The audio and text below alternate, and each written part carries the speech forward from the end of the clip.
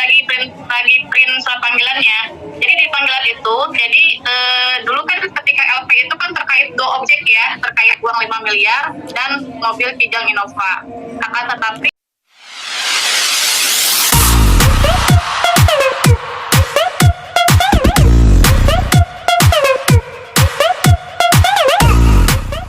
Tiga bawang dulu ya.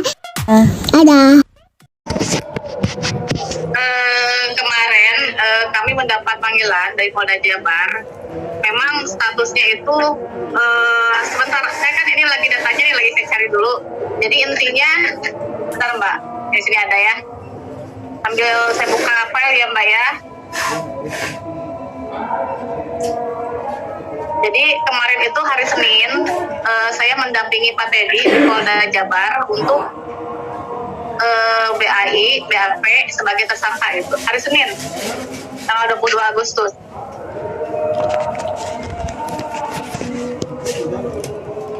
Itu berjalan, maksudnya kan Pak Teddy-nya sendiri kan panggilannya udah berjalan berapa lama sih di dalam sendiri?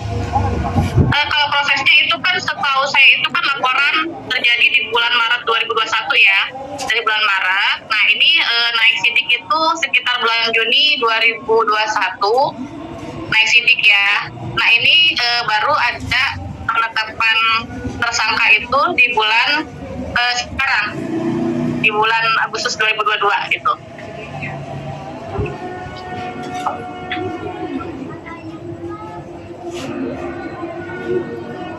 Nanti saya sambil ini juga ya Mbak ya, sambil ini berkas ya. Soalnya ini saya ini lagi print surat panggilannya. Jadi di panggilan itu, jadi dulu kan ketika LP itu kan terkait dua objek ya, terkait uang 5 miliar dan mobil Kijang Innova. Akan tetapi di surat panggilan kemarin itu, Teddy naik sebagai tersangka hanya terkait mobil Kijang Innova senilai 120 juta. Mbak, yang kemarin di posisi Pak Teddy sebagai tersangka itu karena dugaan penggelapan satu buah mobil Kijang Innova dengan harga kurang lebih 120 juta, di mana pada saat penjualan tanpa izin dari Rizky Febian. Itu Mbak. Kak, maaf, ini terkait dengan aset penggelapan 12 aset bukan Kak? Jadi kemarin itu memang kalau LP-nya itu memang ada dugaan penggelapan aset dan uang 5 miliar, akan tetapi kemarin itu panggilan hanya untuk mobil Kijang Innova karena infonya memang 5 miliar itu tidak ada buktinya. Mbak Ferdi dari KH Infotainment Mbak, untuk memperjelas aja, berarti status Teddy yang tersangka ini terkait Kijang Innova ya, bukan 12 aset ataupun soal kos-kosan. Hanya satu buah Kijang Innova ya. Oke, waktu kemarin pemeriksaan sebagai tersangka, apakah Teddy hadir dan ada beberapa pertanyaan Mbak di sana Mbak? Kemarin panggilan hari Senin ya, tanggal 22 Agustus, Pak Teddy hadir kooperatif, kurang lebih pertanyaan sebanyak 15 pertanyaan.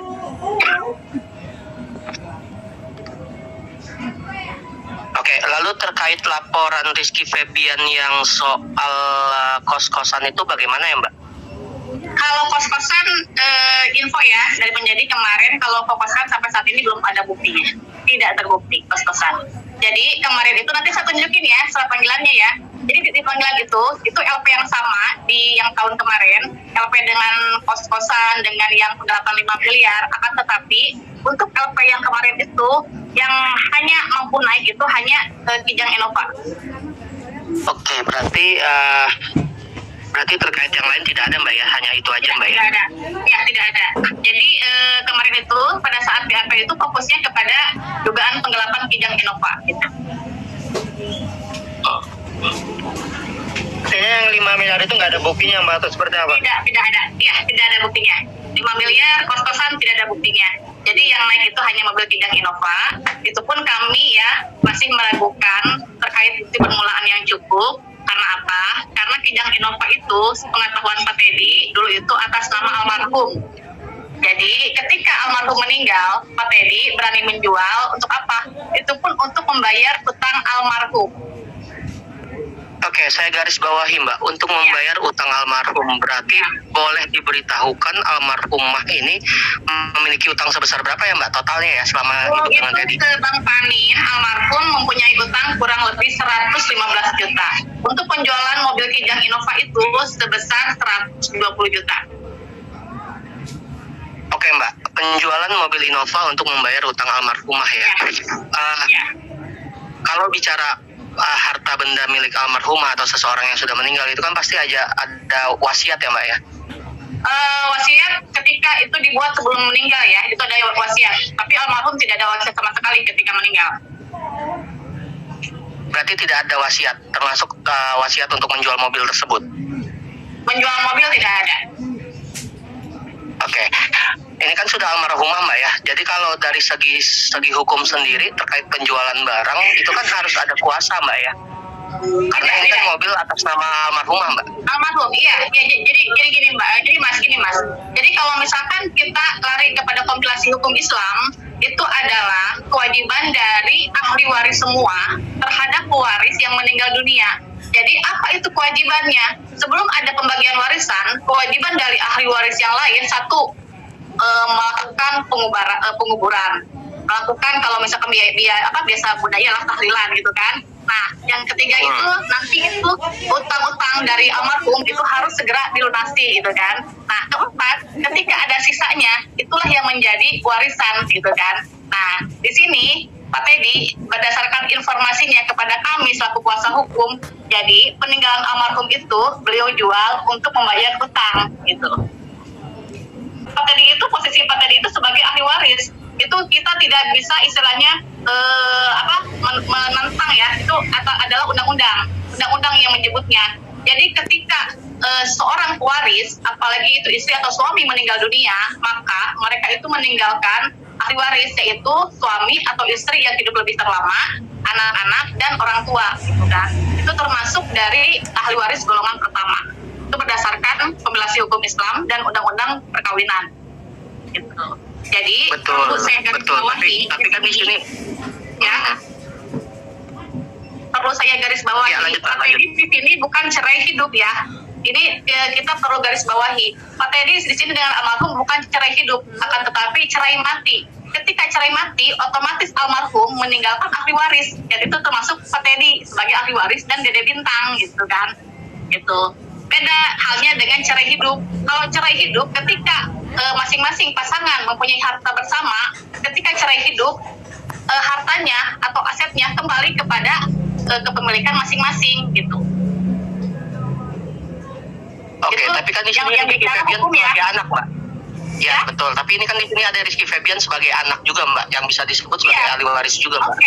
Oke, sebagai ahli waris, tapi perlu digarisbawahi sebelum yang namanya ditentukan ahli waris, sebelum ditentukan mana bagian warisannya, terlebih dahulu kewajiban dari seluruh ahli waris untuk melakukan penguburan, tahlilan, termasuk melunasi utang piutang dari almarhum ketika masih hidup.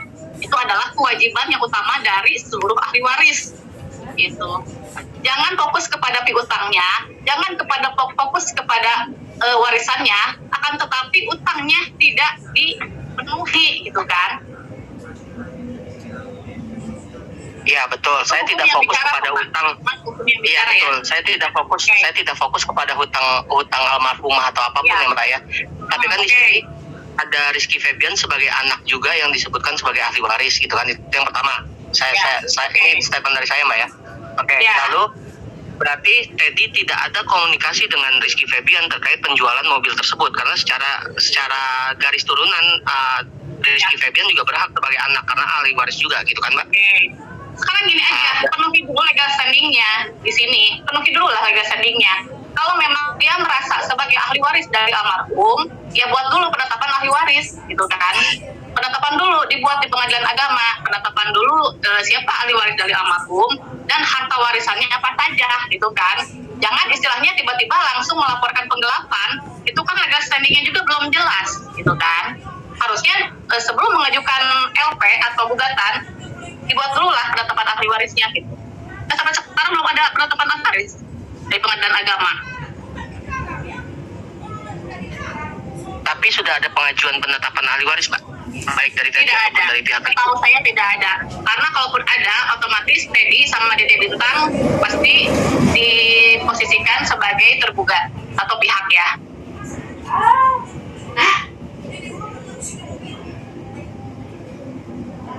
Next yang lain.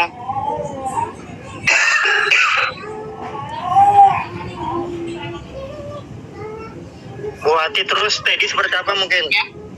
dijadikan sebagai tersangka, reaksinya seperti apa mungkin Teddy? Kalau reaksi dari Pak Teddy sendiri sama kemarin sempat kaget ya, gitu kan. Kok dia istilahnya yang awalnya berniat baik, gitu kan, untuk melunasi hutang almarhum, akan tetapi niat baiknya kok akhirnya dianggap di tingkat buruk, gitu kan. Jadi beliau itu sebetulnya, jadi kalau bisa flashback ya, beliau itu menyesal. Kalau begitu ngapain saya jual Kijang Innova untuk membayar hutang almarhum? Kalau memang menjadi bumerang bagi beliau sendiri, gitu kan. Kalau memang waktu bisa diputar, ya beliau tidak akan menjual Kijang Innova. Lebih baik tidak menebus hutang almarhum, gitu aja. Ada penyesalan dari beliau, dari Pak Teddy sendiri. Bu, sebenarnya Teddy Pardiana sendiri pernah bertemu ataupun berkomunikasi dengan pihak Rizky Febian, Bu? Waktu itu saya dampingi 2 kali ya, di bulan Desember dan bulan Januari. Kita dampingi di Januari sebelum ada laporan polisi kepada Teddy Pardiana. Dan hasilnya? Hasilnya pada saat pertemuan mediasi terakhir di Januari 2021, sebetulnya itu sudah mengerucut akan ada titik temu, gitu kan. Jadi waktu itu Pak Teddy itu akan bukan mengembalikan lah, istilahnya kalau memang pihak Rizky ingin meminta kos-kosan, ya silahkan, Pak Teddy akan memberikan kos-kosan, tapi dengan syarat Pak Teddy minta kompensasi sebesar 500 juta. Dan Pak Teddy akan melepaskan haknya sebagai ahli waris. Meskipun kita tidak tahu berapa besar atau jumlah yang akan dia terima sebagai ahli waris, tapi intinya Pak Teddy akan melepaskan haknya sebagai ahli waris pada saat pertemuan itu tanggal Januari 2021. Bahkan kami pada saat itu membuat notulen kesepakatan dengan pihak dari Rizky Febian. Akan tetapi di bulan Februari Maret, entah kenapa akhirnya diajukanlah laporan polisi di Polda Jabar. Gitu. Berarti pertemuan itu tidak menemui hasil atau hanya menemui jalan Pertemuan itu ada kesepakatan akan dilakukan pertemuan kembali. Satu, jadi dari pihak Rizky Febian akan memberi 500 juta kepada Teddy Pardiana dengan syarat satu, aset kosan dikembalikanlah, aset kosan dikasih ke Rizky Febian. Kedua, penjualan Villa Bandung Indah, minta rinciannya.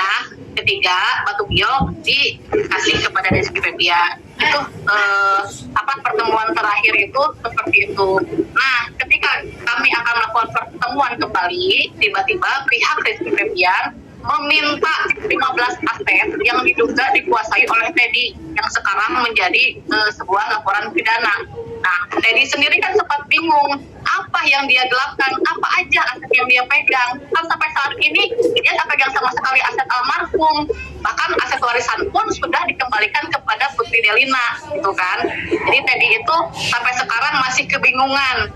Dasarnya apa dari Rizky Febian melaporkan tindak pidana penggelapan aset sebanyak 5 miliar rupiah, gitu kan. Nah, kami juga agak sedikit kecewa dengan somasi dari pihak mereka yang tadinya waktu itu mau mengerucut, akhirnya jadi melebar kembali, gitu kan. Ya akhirnya sampai saat ini pun kami tidak ada komunikasi dengan kuasa hukum dari pihak mereka. Memiliki hasil, bisa disebutkan seperti itu, Bu ya?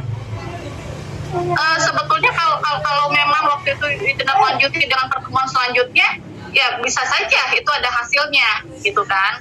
Nah, saya juga nggak tahu, jadi berantakan akhirnya mediasi waktu Ya, itu.